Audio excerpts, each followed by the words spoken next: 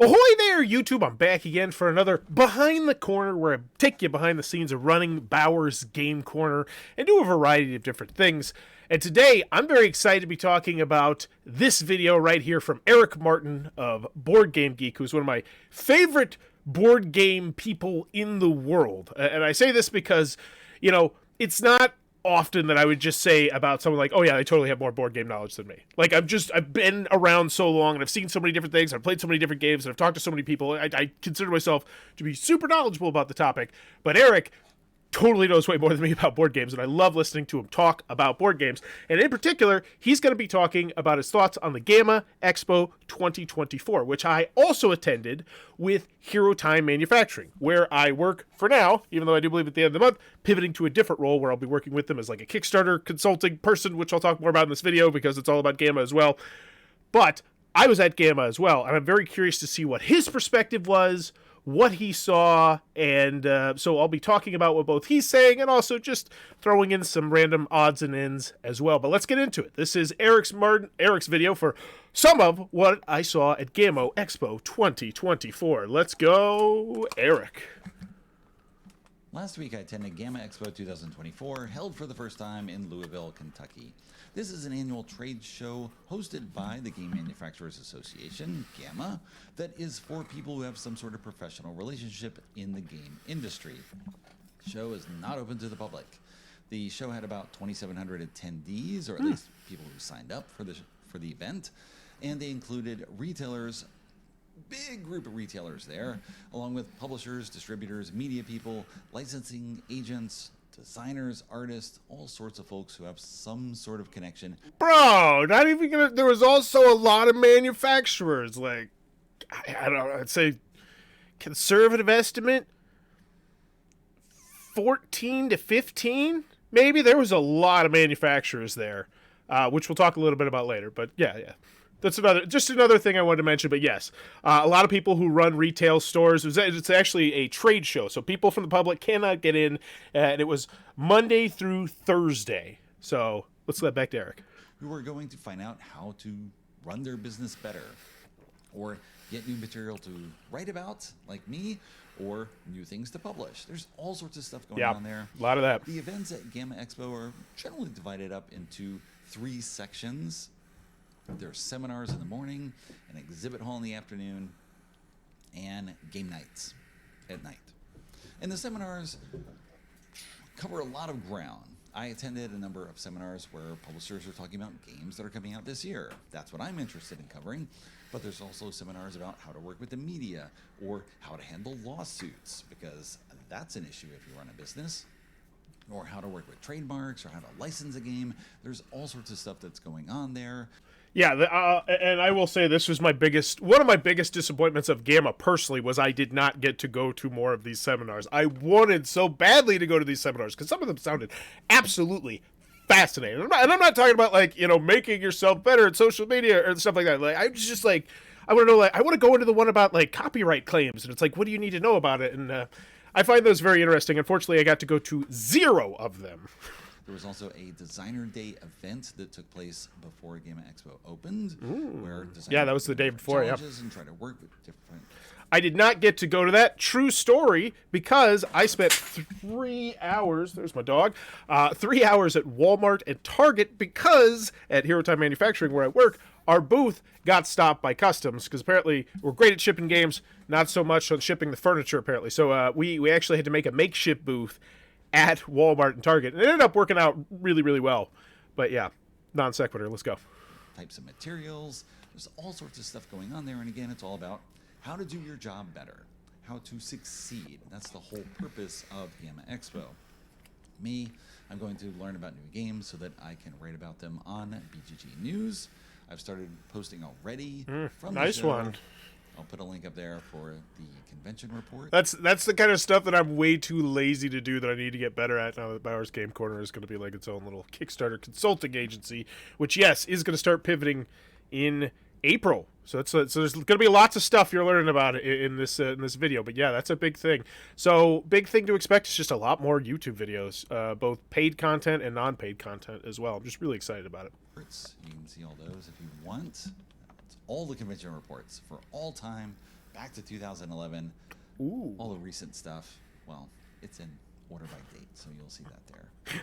I'm such a nerd that excites me. Like, ooh, I want to go back to 2014 and hear about the Game of Trade Show. Like, there's a problem. So I'm talking about games that I played at game nights or elsewhere, because there's lots of off-site things that happen as well, where an agent from a publisher shows up, they contact me, do you want to meet and talk about something? I'll show you what's coming up. And I do that. There's so many meetings that are taking place all around the city, I would say. Mostly the events took place in two places. Kick, it was the Kentucky... Yeah, that's another thing too. There's lots of wheeling and dealing at the show. It is all about the wheeling and dealing. And one of the places that I don't know if he's going to mention here, if you are an aspiring, board game person, you need to go to the bar on 3rd at the Galt House Hotel. So it's this hotel that's not quite connected, but it can get you 90% of the way there. You literally just take this weird tunnel that actually ends up smelling like urine, really pungent urine, about 60 to 70% of the way through, because they don't take care of the tunnel system, which makes me really appreciate the Indianapolis Convention Center's tunnel system, because the first time I walked through it, I was like, oh God, this is why no one's walking through this tunnel. It smells like urine. But lots of wheeling and dealing at the Gall's House on 3rd, because so it's this really cool hotel where there's an east side and a west side, and then they're connected on the 3rd floor by this like full huge bar that you can actually see from our windows. Kind of cool. And that place was just always popping. My boss Hirsch, who is the owner and the main guy at Hero Time Manufacturing, he pretty much lived in there. It felt like just wheeling and dealing all hours of the day, both scheduled appointments and just non-scheduled appointments, just walking up to people and talking to people. And it's just because everybody there is there for business. Everybody's in the business. Like, this is where we're supposed to do business. I cannot say it enough. The Galt House on 3rd, if you're looking to make some wheels and deals and do anything, that's a great place to go out to, especially after the exhibitor hall close. It's also really close to the game night as well, which he's going to talk a little bit about, which is my second biggest regret, because I never got to go to that. National Convention Center, I'm not sure what the I is for, and the Galt House, a hotel that there it is. A lot of rooms where the game night events took place, as well as a media first look room, as well as a... Once again, another regret. I did not get to go to the media first look room at all, which sucks. I didn't do like anything for Bowers Game Corner there. I was working my butt off for Hero Time. I pretty much ran the booth for the most part by myself, because unfortunately we went from a 4-man crew to a 3-man crew pretty early on in the week, and so we just had to pick up slack. So going to the game nights and visiting the media stuff and all these cool seminars, it's in the future. I want to do it. I really want to do a deep dive from Bowers Game Corner into there, because it's just such a cool, different convention. But yeah, let's get back to Eric. Defiant bar area that was open late at night. There was not a lot I found that was open super late at night, but this was. Yeah. And it had a lot of room for people to play games at super high tables. It was a nice setup, although very noisy. So I'll be talking about lots of games that are coming out. In general, let me give you a few things that come to mind from all that I saw. Well, there seems to be a general trend. How do you do? So we're going to talk about board games here. I thought it was going to be more about Gama stuff, so I'll be sprinkling in more Gama stuff as we go through. So you're going to get game stuff, but you're also going to get some behind-the-scenes juicy stuff, like my favorite part of Gama, which you will never guess in a million years. Towards quick-playing $20 games. I saw so many of these coming up on publishers, catalogs coming out this year. Yes, and you know why? It's really, really simple and easy to figure out why. Because they're dirt cheap to manufacture most of the time. You can fit a whole bunch of them in the box, and for the cost that they are, for how much they cost to manufacture, it's so low. And these games, it's just, especially if you have the know-how on how to market them on Amazon, which luckily, if you manufacture with Hero Time Manufacturing, email link down below. We got a guy who's all about that. Like, he's all about how you should set up your Amazon stuff. Like, he's a whiz at it. But I agree with this completely. I saw so many of these games just everywhere, and I wasn't even looking like he was. Here, there's still plenty of large games, but those seem to be more of a Kickstarter thing for the most part. There were a few publishers there who run Kickstarters. They were talking about releases, but most of the stuff I saw was just relatively inexpensive games coming to market. Could be all sorts of reasons for that. Talk about them with some people where it's just Agreed. You have less risk for the money that it costs to produce the game. You pack a lot more into a container because shipping costs are rising once again, so this reduces the cost per item that you're shipping. They're just a little easier to try. I stole Eric's thunder. Something to put out if you feel the market is a little risk averse and people are more comfortable buying a $20 game than a $50 game. So you have lots of $20 games out there. People just try them out. You get into more location. And that is exactly why I love Eric there. That's what I said at the beginning. Like, there's not many people where I was like, oh yeah, you totally know more than I do. And it's like, yeah, I know what he was going to say, but then there's more. That extra bit where it's like, damn it, that's good stuff, Eric. And sometimes more retail outlets, because if you go outside hobby stores and you're going into more educational markets or any other type of retailer, educational, generally a so lower much price money. item is something that's going to appeal better to the casual game player. They don't necessarily know a lot of what's out on the market, but they see something that looks intriguing and pick it up, and there they go. So lower cost items work for that. Yeah, There's 100%. lots of, games I saw where it feels like I've seen this before, and now it's just someone putting their own twist on it. Oh And my you can't God! blame them. So much of this. So much. And as someone who covers a lot of Kickstarter content, I obviously see this all the time. And it's like oh yeah, you played Catan and 3 or 4 other games and made your own game, didn't you now? That's your game. Okay. I'm not saying that's going to be a bad game. I'm not saying it, but I'm just saying more times than not, it doesn't set the world on fire, unfortunately. But yeah, I see a lot of those. Because if something is popular, you want to do your own thing sometimes. Other thing that I think he's going to mention, but I want to say it first when it steals thunder again, is because of how many new people are coming into the hobby. Like, there's a massive influx of new people joining Board Game Geek every single month. Like, I think, if I recall correctly, I was talking to Scott, who's actually the owner of Board Game Geek. We do I'm on a podcast with him on Wednesday nights on the Lance Meister's Undead Viking podcast. You should join it. It's a lot of fun. But I think it was like 32 million new users in 1 month last year. And it was probably like, a big busy month like Christmas, or I guess that's not a month, that's actually a holiday. So December.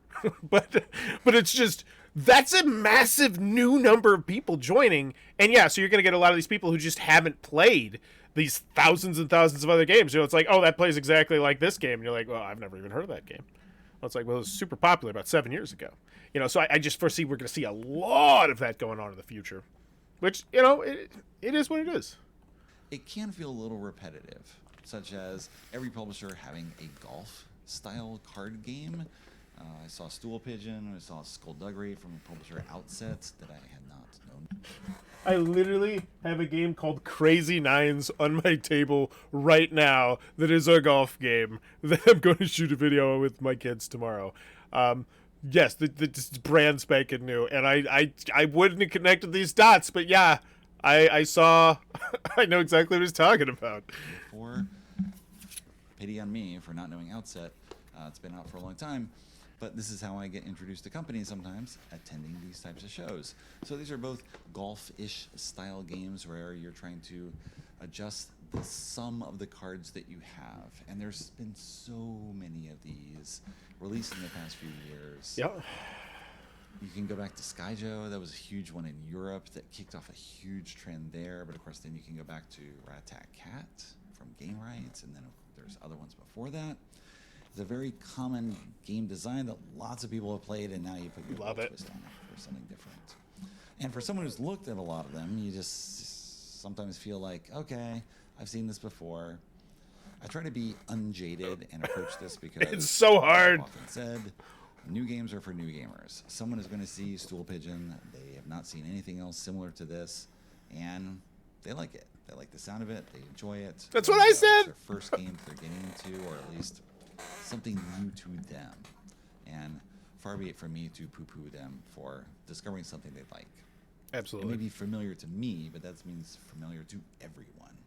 I saw a number of games, fair number of games, in which you are trying to give clues to get people to guess something. Usually your identity, but also there's other iterations on it as well. R&R Games has come out with Secret Identity. It's a game released in France and elsewhere. You're giving clues. All right, you're generally a celebrity or no name of some sort. Voldemort, Mona Lisa, Angela Merkel, all sorts of people.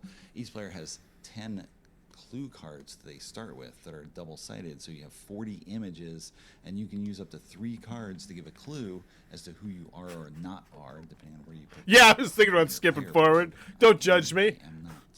But you have only those 10 Yeah, cards. it sounds like a very familiar game. And you don't know who you're going to be each round. You just randomly draw a number. Oh, I'm number 6. Okay, looks. Sounds fun, though. I named it. Howard the Duck. Now I have to clue that with whatever I have in my hand. So it's fun. You try to connect with people. I saw a fair number of games like this. All sort of the same spirit, but different.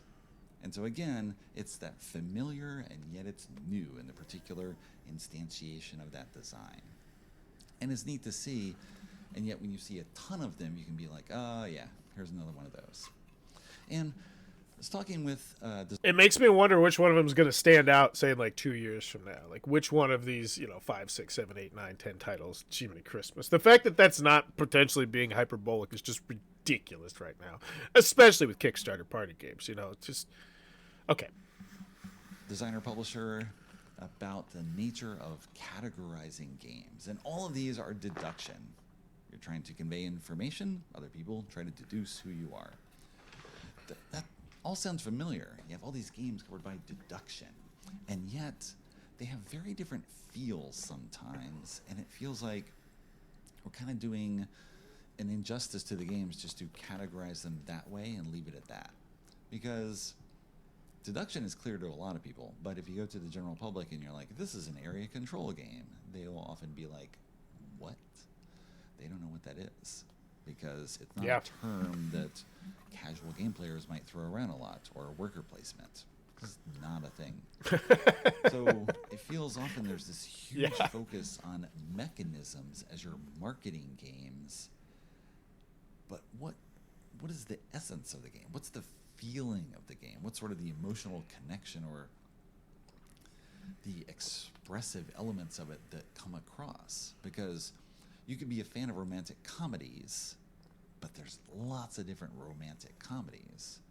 Like serious ones or goofy ones or like the accidental, class issue. Like there's all sorts of ways to categorize them, and it's reductive to just be like, they're all romantic comedies because they have very different feels, similar to how these are deduction games. But you might be fans of one and not the other because of how they come across, or just the elements in them and how you interact with other players. So it's interesting to talk about that with people, and you get ideas for like, is there different ways to categorize games on Board Game Geek? And okay, didn't find that part particularly one that I saw, but then again, I was obviously having a much different conversation with people. Like, hey, you need a manufacturer. One thing I did see from the manufacturer's perspective that I know some people were talking about are manufacturing in different parts of the world, with the concern that if anything goes sideways with China, that aspect of the hobby is just going to be boom, shut down. Like if China just says, all right, we're done trading with you, then all of a sudden the cost of board games spikes, like just drastically, unless you have a different place where you can manufacture that's on the cheap side. And so the big hubbub around the industry is that a lot of people are experimenting with manufacturers in Mexico, which could greatly reduce the time it takes to get us games potentially. Like that would be, and that's a really appealing one. Now, I also heard about some people doing in various other different parts of Asia that were close enough to China so that essentially a Chinese factory could just put the stuff in the truck, like, all right, we're going over to this tiny island over here. It's not China, and we're or whatever you need to do, or a different part. So manufacturing in different parts of the world, aside from China, was something that was seemed to be picking up some conversations, at least in the manufacturing circles that I help. Now, what did I do? So we're gonna cut a little bit in and out, obviously. So the big thing I did at the booth was I'm an active. I've done tons of interviews in booths. Like, if you're a long time watcher of this channel, you know I used to do the Gen Con Bonanza Explosion Block coverage where I would literally shoot roughly 100 interviews at a convention. That's not being hyperbolic. I always shot for 100. Sometimes we got like to 112, 115, but 100 interviews with people on the show floor about games and various other different videos. So I've seen a lot of booths. I've seen how a lot of people run a lot of booths, and so I've seen a lot of people not run booths well, and a lot of people not work booths well. And I felt like the best way to do it is always just to reach out to the people. Don't let them walk by without you yelling at them. You know, like, if you were within 5 feet of me, I don't care if you're avoiding eye contact, as long as you don't have the phone or you're doing the P walk. If you're doing the P walk, it's totally. I'm not even going to talk to you. I get it. I know. Just bye bye. But other than that, hey, you need a manufacturer. Now, most of the time it's so loud they couldn't really understand what I was saying, so they'd be like, "What?" Be like, hey, you need a manufacturer? And then, like, boom, they'd either say yes or no, and then they'd catch eye because they had these really cool swag, these bottle openers that were like these big bottle openers shaped like meeples. Really cool. So I talked to a ton of people about manufacturing. So, yeah, that's what I did for most of the day. But we'll talk more about what I did in, like, meetings and stuff, because I got to be sitting in with the top dog on meetings, and that was really cool as well. But let's get into more of Eric. Okay, I'm clicking it. All sorts of other stuff like this. This is one of the main reasons to attend shows like this, is this interaction of people who you wouldn't expect. Yeah, and I imagine that he got a lot of that at the game night events, which was super cool. It was every single night, and I actually feel bad for one guy who I said I was going to try out his game Matchsticks, and I feel bad, whoever that is. If you see this video, my bad. I was supposed to be in there. Like, literally, my boss was like, all right, we're going to go to that game night, you know, probably every night, because it makes sense, because there's designers and there's publishers, and we could talk to them about manufacturing and play their games and stuff. But we never ended up doing that because my boss instead just decided to do tons and tons of meetings, which also made total sense because it just, people wanted to wheel and deal in that hotel bar area, I tell you what. But yeah, that game night it was so packed. It was just so full some nights, and it went late, and there was some really nice food. There were drinks. I think there was like drink tickets you could earn and stuff like that. It was a really stinking cool area that I hope to get to more in the future. And I imagine there was a lot of talk, like what Eric's talking about here, going on at that sort of stuff as well. But just another cool aspect of Gama that you should check out if you're in the industry. Also, that just started letting media in as well a couple years ago. So if you're media, then you could do that too. Expect to encounter. I talked a lot with one of the people from Gama who does organization of events, and we're talking about all sorts of other things, but with the events, and so you find out more about different aspects of the industry and how things all fit together. This is really interesting for me to know how things work. I agree with that as well. I'll talk more about that in the wheeling and dealing in these meetings that I got to sit in on, but it was really fun to see how all the different hands wash each other. And it's because you hear it, because once again, there were hundreds and hundreds and hundreds of retailers too. There's people who own game stores and bookstores. Cool stuff. I ran into someone, for example, who lives in Vietnam. I believe he's American. And he gave me a few Vietnamese games. He's just like, hey, you want to try these? Cool. Got some on him. I think he was an agent, trying to market them, trying to publish them himself as well. He said he'd write an article about the Vietnamese game market for BGG News. Whoa! I think I just realized what one of my friends does. Oh, one of my buddies is working in the industry, and he's doing really well for himself. He's a super nice guy, and I think I just now understand what he does. Because my initial thought was, oh my gosh, I could totally do that. Like, just finding you say that, but it's hard to find the gems, I imagine. But yeah, okay, cool. News, which is not non sequitur, just cool. Now I know what my buddy does. Nice, because I know next to nothing about it.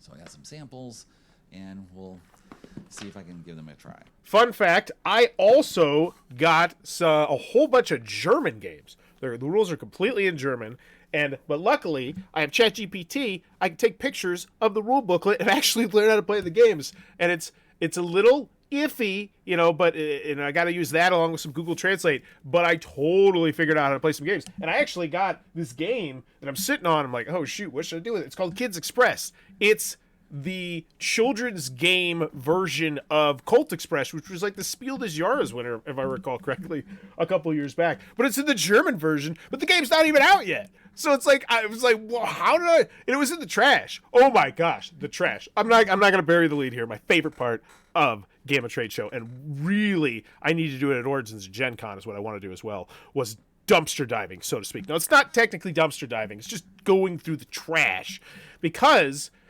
so here, I'll just give you the whole story. So we had these really cool bottle openers, like I said. We had keychains, bottle openers. They're super cool. And one of the janitors was walking by, custodian, one day. He's pushed that big, big tote with full, trash in it with the wheels and whatnot. And he's like, oh, and I had my LeBron James jersey on because it was before the show, because you can get into the show floor before it opens. And so I had my LeBron James jersey on. And we started talking Lakers and whatnot.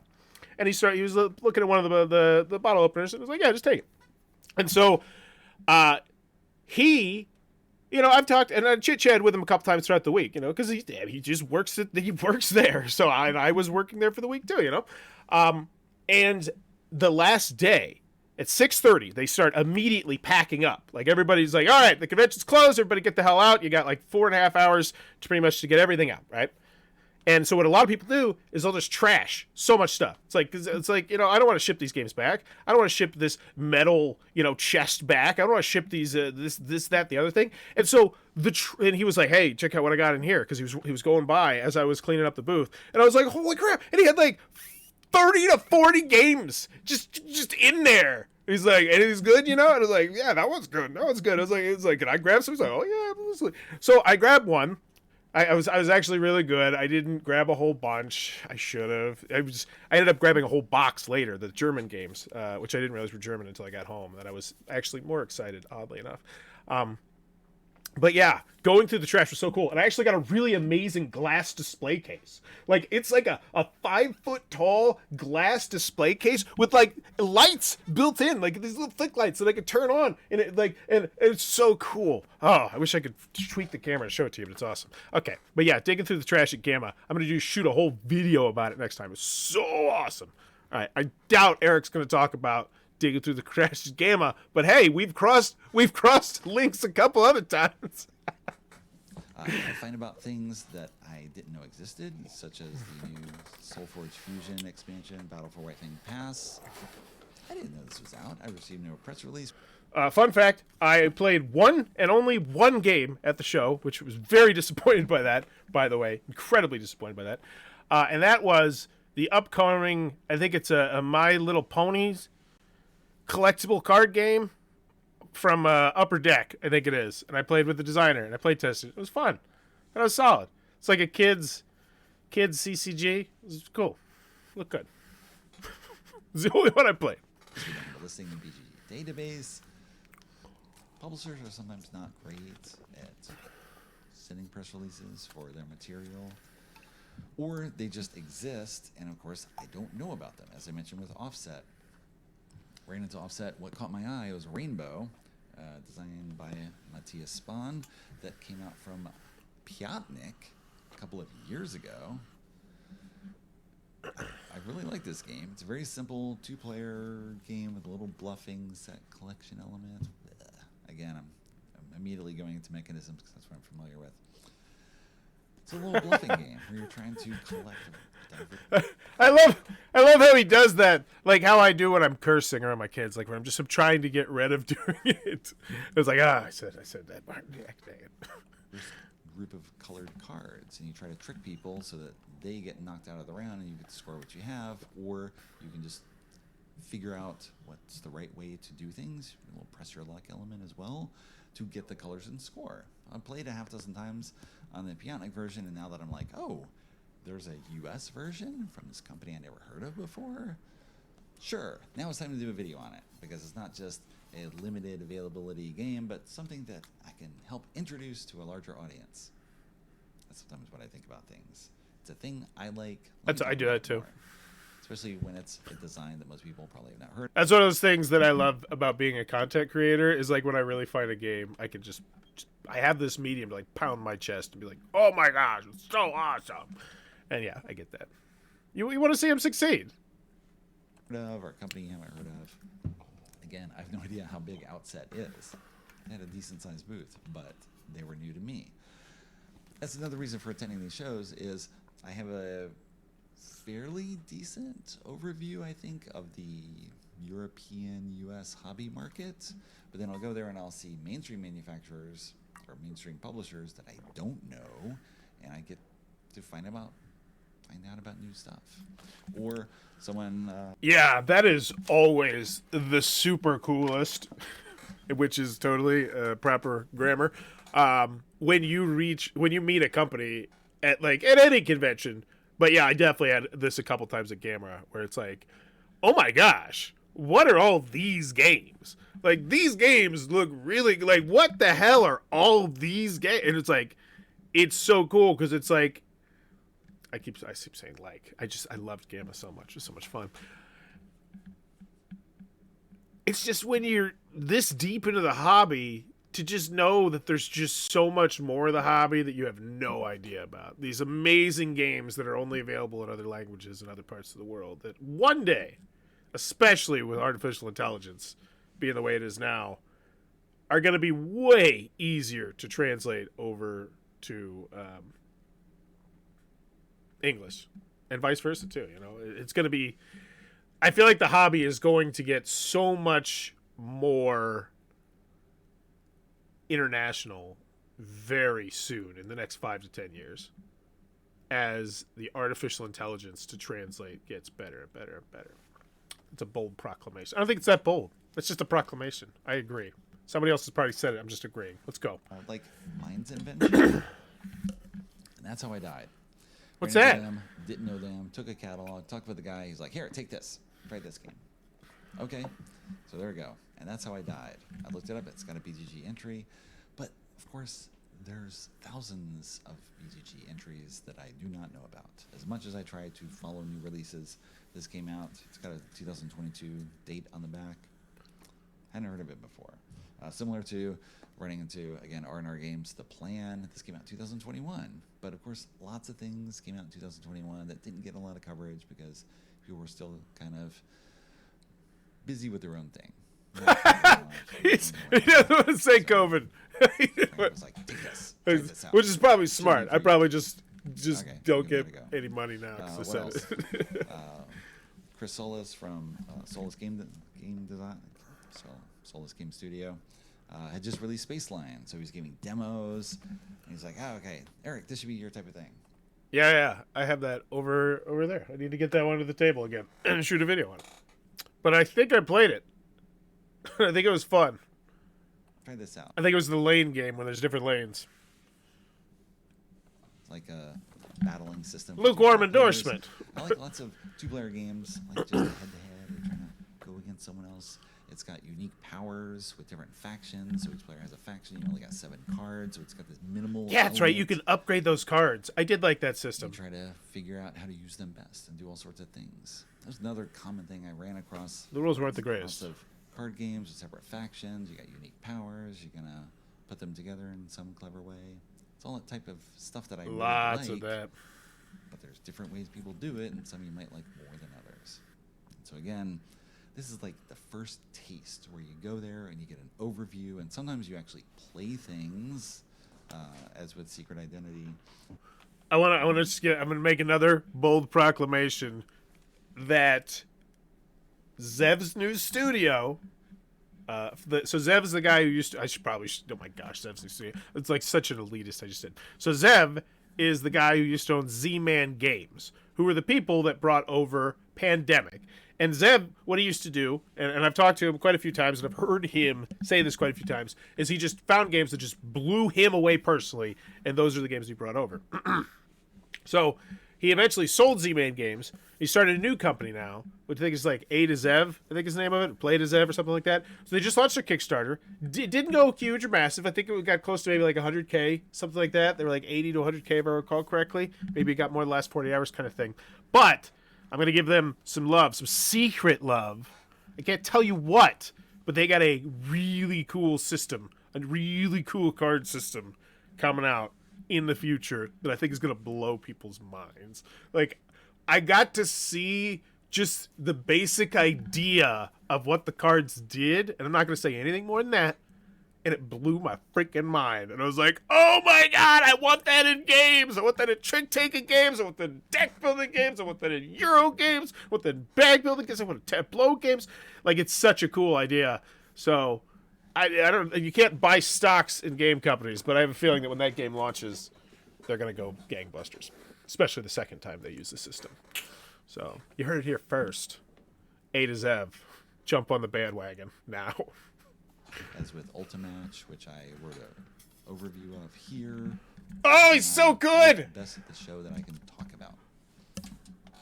I need to talk to them about that because I actually have that guy's email. That's Fireside Games, who made Castle Panic and my first Castle Panic, which is spectacular. If you have children, you need to get that game. My watch just fell off. That sucks.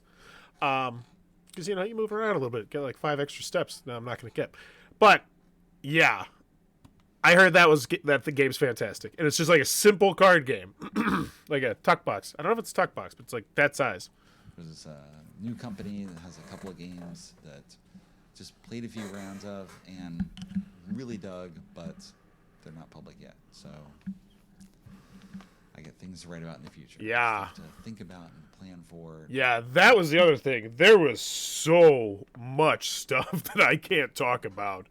And that's that's from someone who didn't go to any of these seminars, any of these events, and I still heard the buzz around so many of these upcoming games. Yeah, there was so much being shown at Gama that I would have loved to have seen. I would have inevitably, most definitely broken an NDA or two. Even though it was pretty good at last year's Gen Con. Wherefore, just know it's coming. And again, trying to look at trends in the industry, how things are coming about. Another reason for that show. Ran into someone who saw me reading during lunch, and he's like, oh, you like books? How about Cat Magic? Would you like a copy? It's from my wife. I'm like, okay, sure. I mean, at worst, I put it in the little free library near me. But he'd also self-published a game, Cat Magic, that he'd been selling on his own. He'd been talking with people, trying to get distribution. And so you're trying to... Let's talk about what that means, get distribution. So a lot of what people were there were designers. So game designers who had like various different games they're trying to shop. So you go up to a publisher and you might schedule a meeting so you can show that publisher your game. Because the publisher might pick up your game, right? Or you might hit like a distributor who says, oh yeah, I could totally sell that game. So you know what? I think I can get 12 or 40 or 500 units of that game or whatever. Because how I understand it is they ship it out to all these other retail stores, right? And then there's also these other retail stores too that were just walking around. So you might just sell yeah, it was really fascinating. And then like the publishers, like they wouldn't sell like just a game. It was like you're buying a whole box of this game. It was really cool. But yeah, back to Eric. Go to a show like this and find out how companies work. Because often it's hard to know when you're doing stuff on your own. Sure, I can figure out how to publish a game. Then what? How do I market it? How do I distribute it? Can I do anything? Can I license it? What am I going to do with this? I found it interesting that he didn't give me a copy of the game. I didn't copy the book. I don't write about books, but maybe I want to read about Cat Magic. Find out about it. Also, stickers. Also, you get a postcard for the game. The website. Go to that store. So anyway, there we go. Quick overview of Gama Expo. Another thing I want to talk about. So talk about lots of tiny games coming out. All these similar style of games being marketed in different ways. Of course, there's just so many games hitting the market. And during COVID time, there was a big upswing with game sales, people staying at home. Game containers selling as fast as publishers could get them in, but then there'd be a long lag time before there was a reprint because of production issues due to COVID. He said it! That's sort of calmed down now, and it seems like sales are somewhat, I'd say, trending down a little bit, just not severely, but just not rising the way they were. I know there were issues with it. I also heard this as well. Like, not like people seem concerned about it. Just people are like, yeah, people got back to life. Was the general synopsis that I heard people like pretty much inferring as to why we're seeing that, which it makes a lot of sense. Outstanding inventory where companies just had too much stuff on hand because, of course, the more stuff you have sitting, the more money you have wasted. Yeah. That's definitely something that's going on, which is why there's like this huge rise in the boxes, baby. These big boxes where it's like, we got a whole bunch of games in the box. The MSRP on this box is $270, and you're going to get it for $85. And you're like, oh my God, there's going to be at least 2 games I like in here, right? Right? Maybe there is. Because maybe it's just one that is a really good game that just didn't sell, because that happens all the time. Or maybe it's one that wasn't the greatest game that they made way too many of. Or, it's a weird combination. Those boxes, though, are really popular right now and making certain people a lot of money. A lot of money on those boxes, let me tell you. Spent money to produce that material, and now it's just in a warehouse somewhere. And you're paying warehouse fees. Yep. So doesn't just sit there. You got to pay for it to sit there. You want to maybe do smaller print runs, or you lower prices, you do blowout sales, whatever it is, to keep that moving in order to get money back into the system. And it was interesting talking with a number of publishers about that, where sometimes they really know what's going to hit. They have a broad range, broad catalog, and yet they're like, this is the game. I love that we're about to talk about this. I absolutely 110% was blown away by this weekend. Because I talked to a lot of publishers, right? Just because, like, oh, what the hell are you doing here, Bauer? Like, that was generally like, what the hell are you doing here? Oh, you're working for a factory now? Like, what? Like, that was the general vibe I got from a lot of people. And so yeah, but then I would just start talking to them about like, oh, what's coming up? What do you think is going to be the biggest? And it's like, yeah, they're like, this one. It's going to be this one. Mostly, like, we got 4, but it's like, that's the one. This one maybe, but that's the one. And I'm excited to see what he thinks about it as well. And I'm probably pause at the end and see if I agree with him. Line that really just funds our entire company, and yet you've got these half dozen other games. Why are you doing those and not just the one that funds your company? Why not focus on the hit instead of all this other stuff? And there's a couple reasons for doing that. It's interesting, again, just figuring out how all this works. Part of it is, of Find course, more hits. You don't necessarily know that something is or is not going to be a hit. Maybe something takes off that you did not expect. You like the design, it fits your audience, you publish it, you sell a few thousand, it doesn't take off anywhere. Okay, well, at least we earned our money back, and that's that. Because often these companies have lots of employees that are on staff, and you need to pay for them all, and maybe that hit, well, you don't want to ride that hit forever. You don't necessarily... The word lots of, I would take a bit of offense to. Most board game companies do not have lots of employees by any stretch of the word lots of.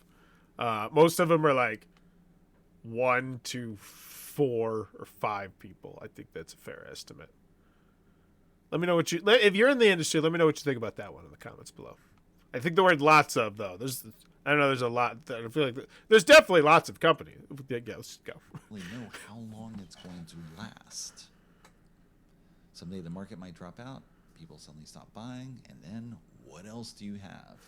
And so you're trying to often keep coming out with the hits and yet build up something that's coming next. And so you can diversify your income stream and have support for whatever you're doing, and keep your business safe and healthy. Ideally, find something else. Makes sense. There's lots of times as well where you have this audience of people who like a particular style that you're doing. You're going to license something from another company because you've worked with them in the past. This is another big thing going down the pipeline. Just tons of licensing deals. And there's going to be companies that just... I saw it, like, just snatching up licenses because then other companies will want to work with you. It's like, oh, I got this license.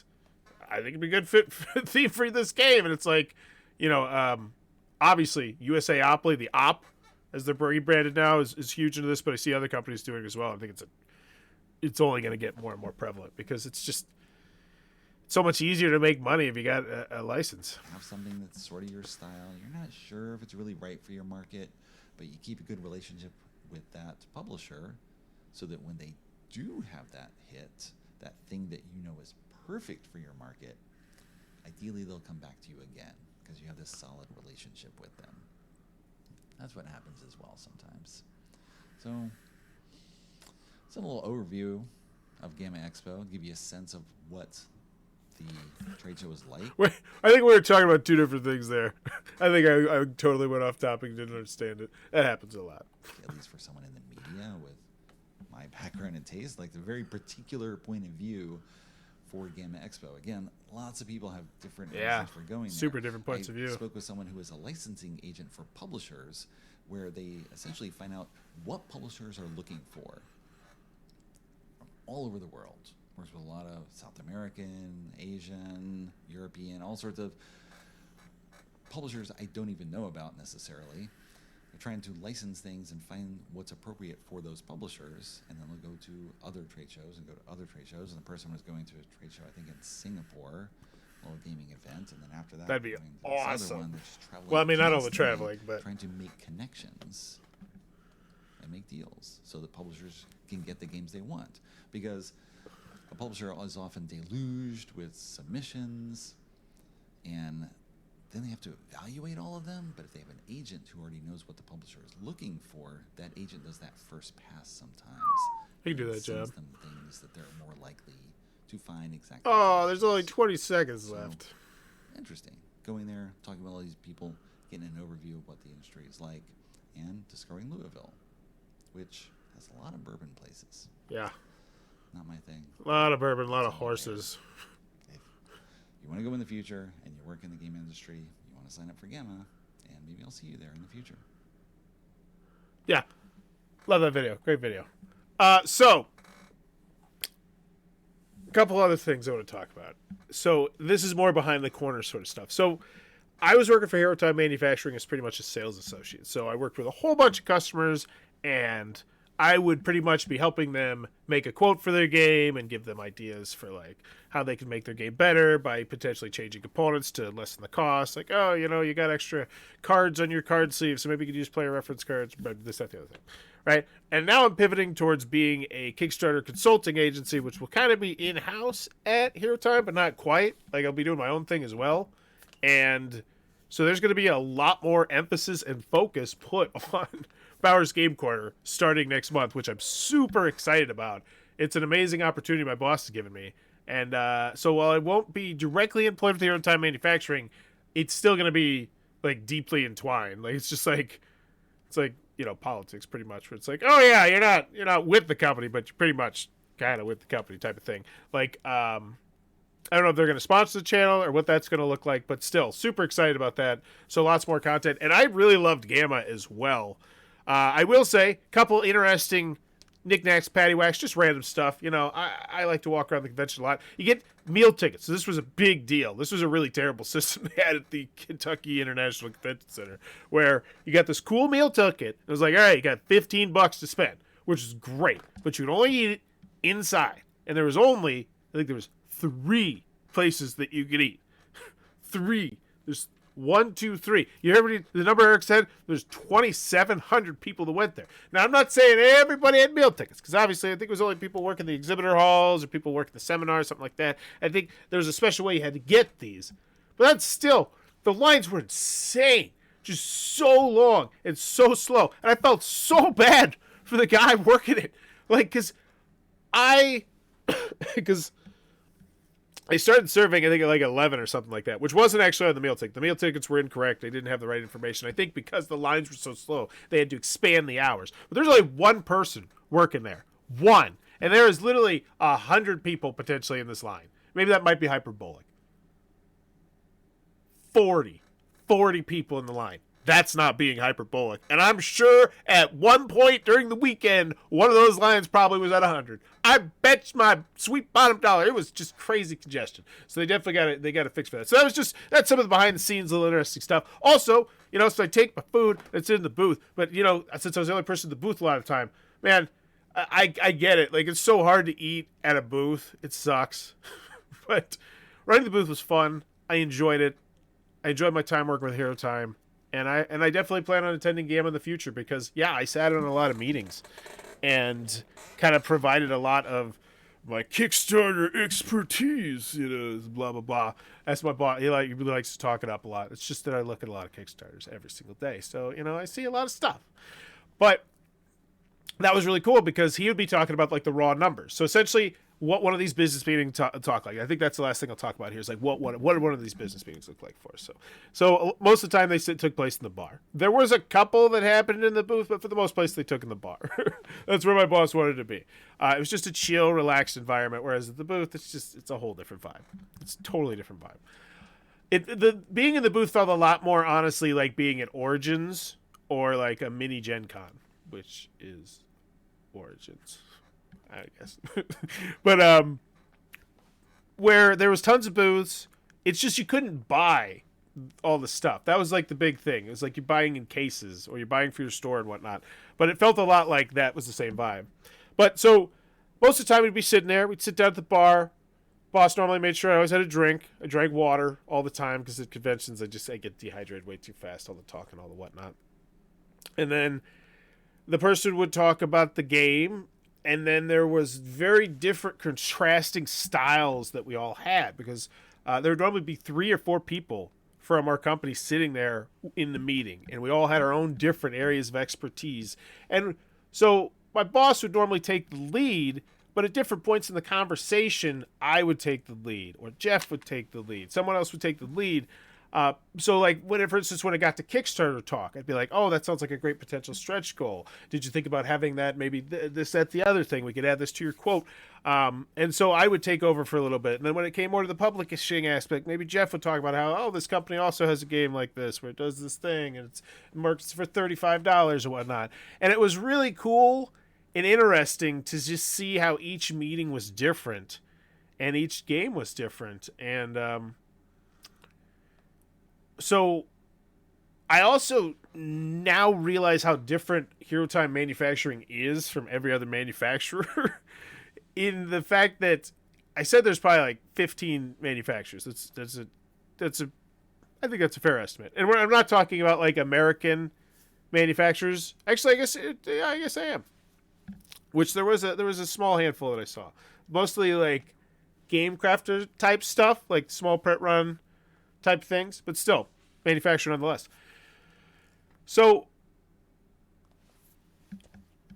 it's a lot of Asian people. Like it was 90, I'd say 85% Asian people at the booths. Like, and that's not anything. There's no offense there. It's just that was probably the numbers breakdown. There was some Germans, like German manufacturers and some other people throughout Europe, but it was mostly just primarily dominated by Asian manufacturers, which makes sense because obviously it's just way cheaper to manufacture in China, both for, the stuff you need, but also the cost of labor, unfortunately.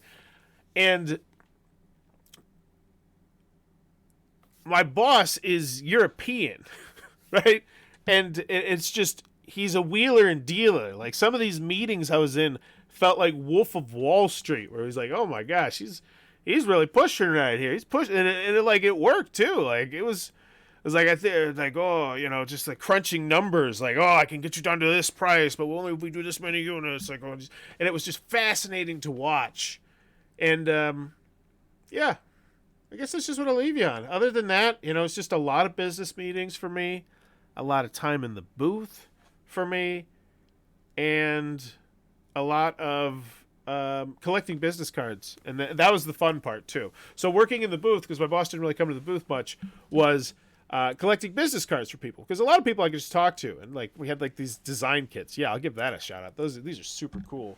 I could probably grab one, but it'll knock down the green screen, so I won't. But like these sample kits. So one of the things that all manufacturers have, most of them, I should say, are what's called a sample kit. So it's like this box that has just like some of the nicest stuff they've done and examples of what they can do, and like I saw one from Long Pack Games, which you just open it up and they're like, oh my gosh, like the Kickstarter deluxification is just hurting my face. Like pandas are always just super slick. There's something you can find at like a lot of prototyping conventions and whatnot like that, unpubs and stuff like that.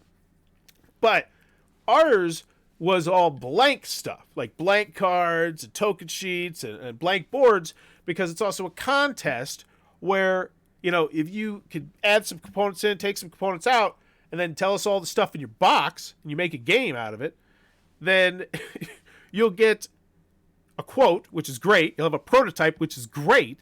And you'll also be entered to, we're going to randomly pick one person, and they're going to get a 500 print run of their game. We're going to print it at the end of the year. So essentially, you'd be launching your Kickstarter knowing you had 500 in your back pocket, which would be pretty stinking amazing. Or just self-publishing 500 if you really wanted to. But yeah, the sample kits, oh my gosh. So I want to do a YouTube video in the future where I talk to all these different manufacturers to collect their sample kits and just unbox them, because you would not believe just how nice some of these things look. But oh yeah, it was just really interesting just to realize just how dominated game manufacturing is focused in that Asia. And like if something happened like politically and it's like all of a sudden boop, all the Chinese manufacturers of board games are gone, it would just be, I'm just talking out loud, like what would that even look like? What would be the ramifications of all these Kickstarters, these hundreds, potentially thousands? And I know that sounds hyperbolic, but it's not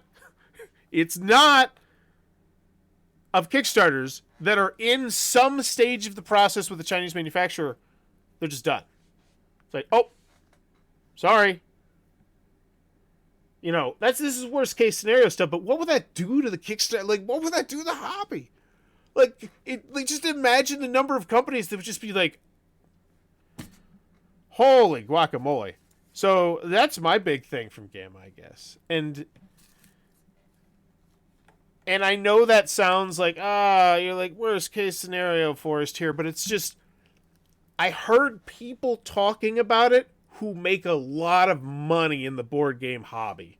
And they were like, yeah, you know, it's not like a pressing thing I worry about, but it's something that it gives me pause sometime. Like it's something that I worry about from time to time. And that was like, and I heard that from quite a few people, and it was like, oh, okay. Because whenever I'd hear that, because like I said, I heard quite a lot of scuttlebutt about manufacturing Mexico and different places like that, and I was like, would you actually worry about that happening? Yeah, you know.